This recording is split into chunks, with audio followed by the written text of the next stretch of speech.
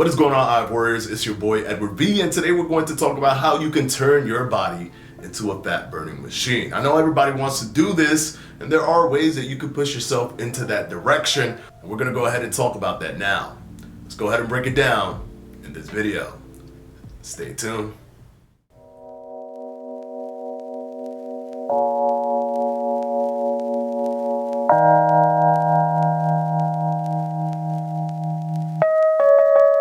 Alright guys, quickly before we start, this video is brought to you by yours truly, Fledge Fitness and the Fledge Fitness Jump Rope. If you haven't gotten yours yet, what are you waiting for? With an ergonomic design, aluminum handle and swivel design, you can't go wrong with the Fledge Fitness Jump Rope. You can click on the link down in the description box below, and of course, as always guys, thank you so much for your support. Now let's go ahead and jump right into the video. First thing that we're going to talk about on how to make your body a fat burning machine is the avoidance of calorie-dense foods that are also highly palatable. Now, I know that it is everything you can eat whenever you want to eat it, as long as there's moderation, but you're making it a tough battle for you hormonally and even psychologically if you're consuming things that are highly palatable and also contain a lot of calories that are calorie dense. Now, if you were to separate and isolate the two, there'd be no problem. If you ate something, for example, that was highly palatable, but it was low calories, well, you just found an amazing thing to eat. Something that tastes very good, but also wouldn't tax you on your calorie limit for the day or make it very hard to do so, because even though it is highly palatable, you can get away with eating a lot of those.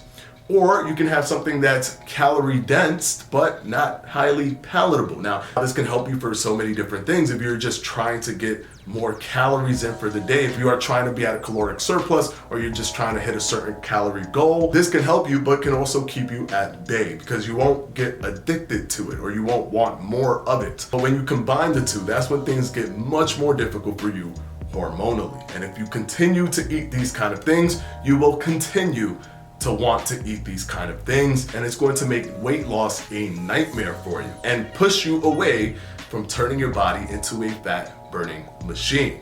Now, the next thing that I'm going to talk about, I've talked about before many times, but it should be the no-brainer go-to thing for a lot of people, and that is building muscle. Because as I've said, and I've said this over and over again, muscle is the primary driver. Well, lean mass is the primary driver for your metabolic rate.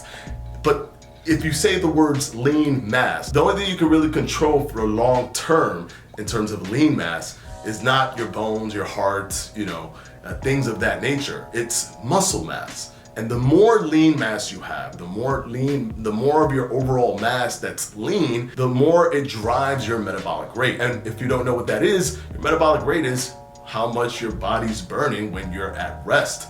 Carrying more muscle requires more calories, which means the foods that you're eating, more of it continues to be distributed elsewhere rather than being stored as fat. For example, if you were to eat 3,000 calories before you had muscle, a lot of that would just go and get stored, and then the rest of it will be used as energy. Now that you have more muscle, some of it goes into your energy, some of it has to go to power your muscles, and then some of it goes to your body fat. So essentially you're eating the same food, but you're creating an internal caloric deficit that's much different, and essentially making your body a fat burning machine by the exact definition. So if you want to keep pushing away having to do calisthenics or resistance training, I implore you, please, this will probably be the best thing you can choose to do towards pushing yourself to your weight loss goals. Let's talk about number 3, intermittent fasting and fat adaptation. Now, the reason I say both of those things is because intermittent fasting can help get you to a higher fat adaptation, but what intermittent fasting does is it creates a thing called metabolic switchover, or after that post-absorptive range, which means you're past the range, whereas your body is absorbing the energy that's stored via glucose and glycogen. After that is depleted, you are in the post-absorptive range. A little bit past that, your body goes into a metabolic switchover that in which it requires body fat that it turns into ketones to provide energy for your brain. This repeated action over and over again for a long period of time will then make your body more fat adapted, which means it can do the metabolic switchover earlier rather than later. It can do it much faster than someone who just started doing intermittent fasting, which means you will have more hours while being in that metabolic switchover where you're burning body fat. So this is an incredibly smart tool, and all you have to do is do something like intermittent fasting and just stay consistent. The longer you do it, the more fat adapted you'll become, and the faster it will be for you to get into fat burning mode. And the final thing, cardio. Cardio gives you that epoch effect, that post energy burning. And some people think, oh, I get a little, I get an hour or two of burning more calories after I do my intensive 30-minute run. No, if you do 30 minutes of exercise and you give an intense effort, studies have shown that you can get up to 38 hours of continuous additional energy burn after your workout, because your body is trying to get itself back to rest mode. And literally, because of that intense 30 minutes, for it to fully get into its rest mode can take up to 38 hours. Now, if you compound that and say you work out the next day again, imagine how much you're actually burning. Your body just can never get back into rest mode. You can strategically get your body positioned where it can never go back to rest mode. And then what? Continuous additional epoch energy burn, simply because you are consistent with your cardio.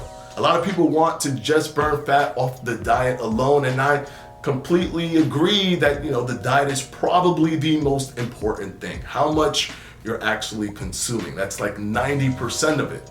But the other 10% is what adds those additional tools to help this make it an easier process for you. Hopefully this video has helped you guys, and of course, as always, I want to thank my patrons for my Patreon. I'm gonna go ahead and put their names right up here.